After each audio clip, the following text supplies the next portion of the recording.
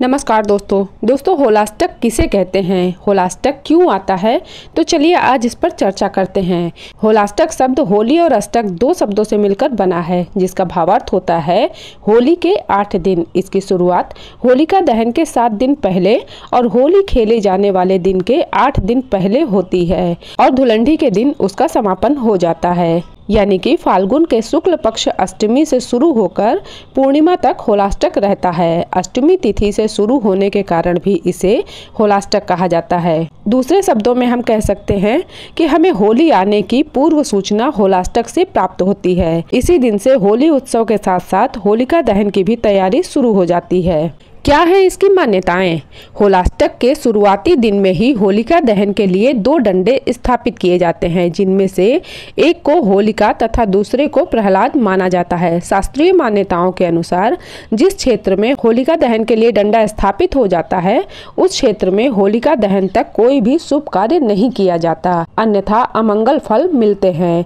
क्योंकि होलिका दहन की परंपरा को सनातन धर्म को मानने वाले सभी मानते हैं, इसलिए होलाष्टक की अवधि में हिंदू संस्कृति के कुछ संस्कार और शुभ कार्यों की शुरुआत वर्जित है, लेकिन किसी के जन्म और मृत्यु के पश्चात किए जाने वाले कृत्यों की मनाही नहीं की गई है। तभी तो कई स्थानों पर धुलंडी वाले दिन ही अन्नप्राशन संस्कार की परंपरा मनाई जाती है। अतः प्रसूति का, सूतक निवारण, जात कर्म, अंत्येष्टि आदि संस्कारों की मनाही नहीं की गई है। देश के कई हिस्सों में होलाष्टक नहीं मनाते हैं। लोक मान्यता के अनुसार कुछ तीर्थ स्थान जैसे शतरुद्रा, विपाशा, ईरावती एवं पुष्कर सरोवर के अलावा बाकी सब स्थानों पर होलाष्टक का अशुभ प्रभाव नहीं होता है। इसलिए अन्य स्थानों में विवाह इत्यादि शुभ कार्य बिना परेशानी के हो सकते हैं।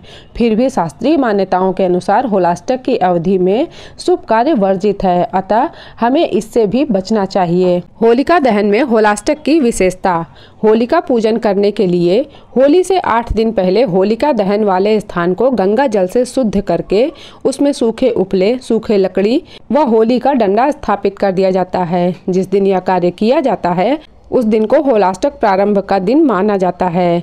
होली का डंडा स्थापित होने के बाद संबंधित क्षेत्र में होलिका दहन होने तक कोई भी शुभ कार्य संपन्न नहीं किया जाता। सबसे पहले इस दिन होलाष्टक शुरू होने वाले दिन होलिका दहन स्थान का चुनाव किया जाता है। इस दिन इस स्थान को गंगा जल से शुद्ध कर इस स्थान पर होलिका दहन के लिए लकड़ियां एकत्रित करने का कार्य किया जाता है।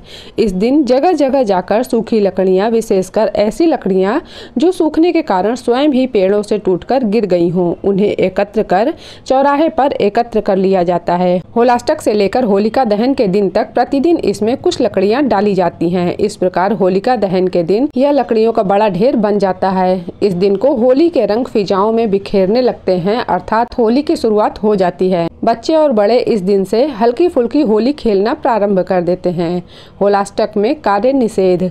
होलाष्टक मुख्य रूप से पंजाब और उत्तरी भारत में मनाया जाता है। होलाष्टक के दिन से एक और जहां उपरोक्त कार्यों का प्रारंभ होता है, वहीं कुछ कार्य ऐसे भी हैं जिन्हें इस दिन से नहीं किया जाता है। यह निषेध अवधि होलाष्टक के दिन से लेकर होलिका दहन के दिन तक रहती है। अपने नाम के अनुसार होलाष्टक होली के ठीक 8 दिन पूर्व शुरू हो जाता है। होलाष्टक के मध्य दिनों में 16 संस्कारों में से किसी भी संस्कार को नहीं किया जाता है। यहाँ तक कि अंतिम संस्कार करने से पूर्व भी शांति कार्य किए जाते हैं। इन दिनों में 16 संस्कारों पर रोक होने का कारण यह भी है कि इस अवधि को शुभ नहीं माना जाता है।